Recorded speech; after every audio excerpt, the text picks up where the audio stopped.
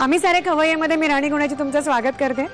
आपल्या महाराष्ट्राचा जर आपण इतिहास बघितला तर त्यामध्ये एका गावाचा अगदी प्रामुख्याने उल्लेख आढळतो, ते गाव म्हणजे वसई। आज आपण या वसई गावामध्ये आलो आहोत खवय्येगिरी करायला आणि इथे आज आपण शिकणार आहोत काही उपवासाचे पदार्थ। हे कोण शिकवत आहे ते बघूया। आपण आलो आहोत सीमा वेचलेकर यांच्या घरी आणि त्या आपल्याला हे उपवासाचे पदार्थ शिकवत आहेत। नमस्कार, कार्यक्रमात स्वागत। आणि तुमचं गाव आम्हाला सॉलिड आवडतं, इतकं हिरवगार आणि मस्त थंड गाव आहे। म्हणजे मला असं वाटतं एरवी पण जेव्हा अति ऊन असतं तेव्हा सुद्धा वसईत गारवा असतो ना, संध्याकाळी वगैरे तर अगदी पुण्यासारखं प्लेझंट मला वाटतं असतं वसई। तर तुम्ही किती वर्ष आहात वसईत?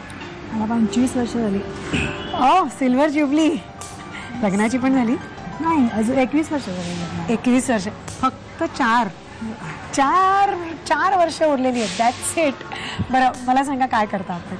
मी गृहिणीच आहे, आणखीन घरात वेगवेगळे पदार्थ करणे, घरच्यांवरती प्रयोग करणे, आणखीन एक्झिबिशन्स बघायला जातो आम्ही। हां, पेंटिंग्सची वगैरे, गाणी ऐकणं, असे सगळे वेगवेगळे प्रकार। मला ही गाणी ऐकणं अतिशय आवडतं आणि एक्झिबिशन्सना पण जायला खूप खूप खूप आवडतं, कारण एक तर तिथे एकाच जागी आपल्याला सगळ्या गोष्टी बघायला मिळतात ना। आणि तुम्हाला स्वतःला पेंटिंग्सची एवढी आवड कशी काय? माझे मिस्टर शिल्पकार आहेत, मुलगा माझा फाईन आर्टिस्ट आहे आणि मुलगा माझं गाणंही शिकतोय, त्याच्यामुळे आमच्या घरात वातावरण तेच असतं, त्याच्यामुळे मला ते आवडतं। म्हणजे सतत ते चालूच असतं। तुमच्या घराच्या बाजूचं घर रिकामं आहे का? नाही, राहतात।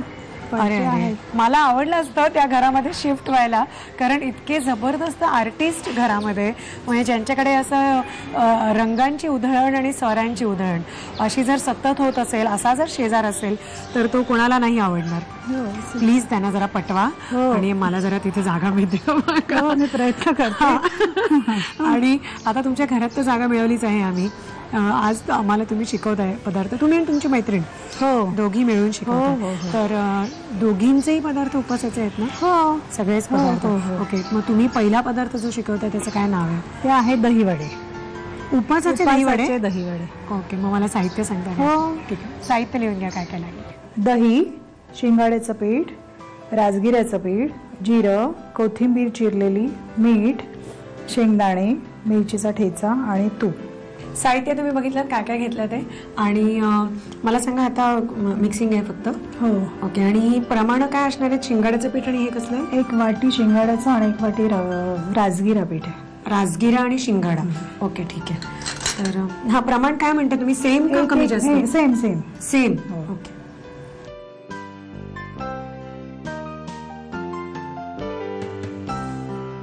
ही पिठं तुम्हाला म्हणजे व्यवस्थित सगळीकडे मिळतात, वेगवेगळ्या कंपन्यांची वेगवेगळी असली तरी, आणि काही आपली अगदी ठराविक ब्राह्मणी दुकानं आहेत, तर मराठी दुकानं, तर त्यांच्याकडे सुटी सुद्धा ही पिठं आपल्याला मिळतात। जिरं आपण ह्याच्यात पण घालणार? हो, खाताना चांगलं लागेल ना? हो, अख्खं जिरं आलं की मीठ।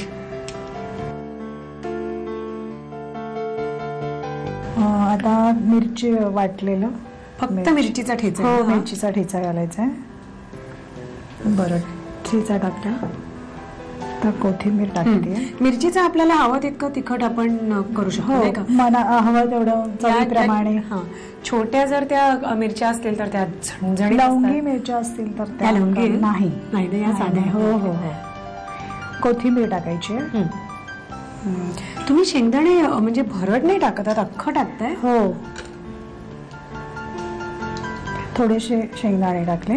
ते खायचे पण थोडेसे ना, व्यवस्थित आहेत की नाही बघायला नको, कधी कधी जर असे मऊ पडतात ना, किंवा असं हिरवत होतात। हा, बरोबर आहे। थोडंसं मोहन म्हणून तूप घालतीये। वाटतं शेंगदाणे समोर दिसताना असं जगातली एकही व्यक्ती नसेल की ती शेंगदाण्यांवरती डल्ला मारणार नाही। आता हे सगळं मिक्स करून घ्यायचं आणि ह्याच्यात थोडंसं पाणी घालून दहीवड्याचं पीठ आपण घट्ट तसं करायचं आणि छान ते असे गोळे करता येतात छानपैकी त्याचे ना। मला सांगा, पण हे कसं काय सुचलं तुम्हाला? तुमच्याकडे उपास कोणाचे जास्ती असतात का? माझे स्वतःचेच असतात उपास। मी स्वतः काय काय काय करत असते. बापरे, का पण मुलं तर किती गुणी येतो, म्हणजे एवढा आर्टिस्ट नवरा, एवढी गुणी मुलं, असं मला अजून किती सुधारायचंय त्यांना. त्यांच्यासाठी नाही, पण मी माझ्यासाठी करत असते काहीतरी उपास. अनेक व्रत हो. आणि अनेक हे. ते थोडंसं पाणी टाकायचं आणि चांगलं मळून घ्यायचं, असं भजीचे वगैरे किंवा अजून मेदू लागणार वडे. पाणी? हो, अजून थोडं लागेल. बस बस बस बस. असे असे छान झाले पाहिजे. गोळे करून घ्यायचे. आणखीन ठीक आहे. आणि मग आता ह्याचे गोळे करायचे लहान आणि आपण छोटे करू. छोटे असे, आणि ते डीप फ्राय करायला लागणार. आणि हो ना? छान डीप फ्राय करायचे तसे. असे छान हम्म. हे असे चपटे केले तर आतमध्ये छान तळले जातील हा. आणि कुरकुरीत होतील, म्हणून बरोबर. ते असे चपटे करायचे. हा. कारण असे आणि जर लाडवासारखे गोल आपण केले तर आत कच्चं राहील कच्चं आणि राहील. आपल्यालाही पचायला त्रास होईल जो कोणी खाईल. कारण मी म्हटलं तसं त्याच्यामध्ये फर्मेंट न केल्यामुळे त्याला जाळी येणार नाही, जशी अदरवाईज आपण हो. दही वडे करतो त्याला तेव्हा- येते. हा, त्याला आतमध्ये जशी जाळी येते तर तशी जाळी येणार नाही, म्हणून मग ही आयडिया चांगली आहे. जर चपटे केले तर ते चांगले हो, ते छान होतात मग असे. मला सांगा की ह्याच्या पुढचं जे सगळं प्रोसिजर असणार आहे, तर ते प्रोसिजर आपले जे नेहमीचे दही वडे असतात तर तसंच असणार आहे. हो, तसं सेम. वडे आपले तयार झालेले आहेत तळणीसाठी, तेलही तापलेलं आहे. हो, आता सोडते. व्यवस्थित ते कुरकुरीत तळून घ्यायला पाहिजे. हे असे नुसते पण छान लागणार. हो, छान लागतं ना? कारण हे आपण सगळं भाजलेले भाजणी ना, हा, त्याच्यामुळे छान लागते ती. बरोबर.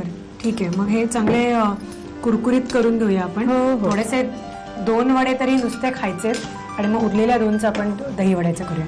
पण आता हे होऊ देत आणि मग आपल्याला हो ते- हो हो, छान होतात हे. हा, नुसते दह्यामध्ये बुडवायला लागते आणि वरनं सगळं स्प्रिंकल हो करावं हो लागेल. हो हो. ठीक आहे, छान. तळून घेऊया मग. वडे झालेले आहेत तळून, आणि आता ते दही आणि त्याच्यात आपण घालायचं. दही घालायचंय. कोथिंबीर पण स्प्रिंकल हो. करायची. हे दही गोड आहे.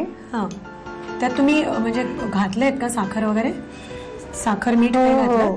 थोडस मीठ आणि कणभर साखर घालून ठेवली. अच्छा, असं म्हणजे नेहमी आपण जसं दही वड्यांना हो, करतो तसं. तसंच. हा. बरोबर आहे, तसंच करायचं. ओके. आणि अगदीच चालत असेल तुमच्याकडे, जर उपासाला चालत असेल तर मग तुम्ही तर त्याच्यावरती- धण्या जिऱ्याची पावडर किंवा हा. थोडासा आल्याचा बारीक हा. तुकडे घातले तरी छान चालते. लागेल तसं ना? हो, किंवा चाट मसाला, काही म्हणजे हा. जसं तुम्हाला वाटेल तसं तुम्ही घाला बरोबर. ना. तुम्हाला जे उपासाला चालत असेल, जिरं पावडर, धणे पावडर, मिरी पावडर, आपल्या ते तुम्ही घालू शकता. आणि ओके. थोडीशी कोथिंबीर. की डन. डन झालं. तयार झालेले आहेत आपले उपासाचे दही वडे. मस्त यम दिसत आहेत, एकदम टेम्पटिंग. तर आता हे फन्न उडवायचं आहे, ह्याचं पण साहित्य कृती लागेल घ्यायला. हो ना? साहित्य आणि कृती. उपवासाचे दहीवडे बनवण्यासाठी लागणारं साहित्य: दही, शिंगाड्याचं पीठ, राजगिरा पीठ, जिरं, कोथिंबीर, शेंगदाणे, मिरचीचा ठेचा आणि तूप. कृती: प्रथम एका बाउलमध्ये शिंगाड्याचं पीठ घेऊन त्यामध्ये राजगिरा पीठ, जिरं, मीठ, मिरचीचा ठेचा, कोथिंबीर, शेंगदाणे, तूप आणि पाणी घालून पीठ मळून घ्यावं आणि त्याचे गोळे थापून घ्यावेत. कढईमध्ये तेल गरम करून त्यामध्ये तयार वडे डीप फ्राय करून घ्यावेत. सर्व्ह करताना प्लेटमध्ये वडे घेऊन त्यावर गोड दही घालावं.